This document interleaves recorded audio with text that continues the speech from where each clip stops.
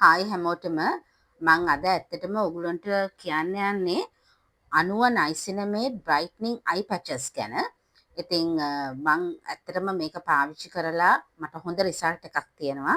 ඒකයි මං ඒ ගැන කියන්නේ. අනිත් එක ඉස්සෙල්ලා මං කියන්න ඕනි මේක 90 ගැන ප්‍රොමෝෂනල් වීඩියෝ එකක් නන් නෙවෙයි.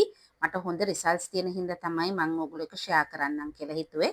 මීට ඉස්සෙල්ලත් මට මතකයි මං ඔයගොල්ලන්ට වීඩියෝ එකක් කරා 90 ක්ලෙන්සිං ඔයිල් එක ගැන. ඉතින් මං 90 ප්‍රොඩක්ට්ස් ගොඩක් පාවිච්චි කරනවා. 90 ප්‍රොඩක්ට්ස් අපිට මේ ඔන්ලයින් තමයි ඕඩර් කරගන්න පුළුවන්. ඉතින් මේ අයි පැචස් ගැන කතා කරනවා නම් මේක නයිසිනමේට් කියන්නේ අපි හැමෝම දන්න විදිහට විටමින් B3.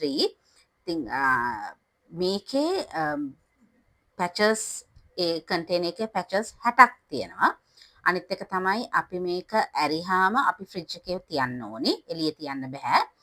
ඉතින් මේකෙන් මගේ ඇස් යට ගොඩක් ඩාර්ක් සර්කල්ස් තිබ්බා. ඉතින් ඇත්තටම දැන් සෑහෙන්න අඩුයි. අනිත් එක අපි දැන් කොහේ හරි ගිහිල්ලා මහන්සිලා ආවහම අර ඇස් යට පෆිනස් එකත් අපිට එකෙන් නැති කරගන්න පුළුවන්.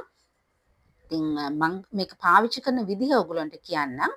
රෑට නිදා ගන්න යන්න ඉස්සෙල්ලා ෆේස් වොෂ් දාලා අපේ මුණ ඔක්කොම හොදලා හොඳට ටවල් එකකින් පිහදාමෙන් පස්සේ මේ අයි පැචස් දෙක බොහොම පරිස්සමින් කන්ටේනර් එකකින් එළියට අරගෙන අපි මේ S2 යටින් තියන්න ඕනේ. තියලා විනාඩි 10ක් 15ක් උඩරෙම තියාගෙන ඊට පස්සේ ඒ පැචස් ඒ වගේම බොහොම පරිස්සමින් ගලවන්න ඕනේ. නැත්තම් මේ මම පරිස්සමෙන් ගන්න කියන්නේ මොකද නැත්තම් අපේ අතේ විස පීච හරි මොන හරි තියනවා නම් ඒක හරියට වැඩ කරන්නේ නැහැ.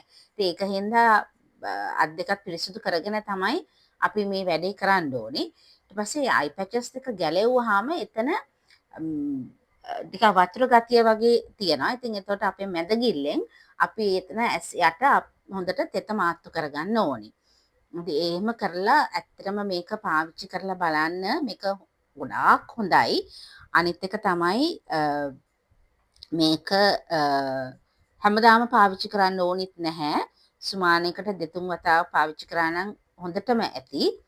ඔයගොල්ලන් පාවිච්චි කරලා බලලා හොඳ රිසල්ට් එකක් තියෙනවා නම් මටත් කමෙන්ට් කරලා කියන්න. එහෙනම් ගිහිල්ලා එන්නම්. බයි.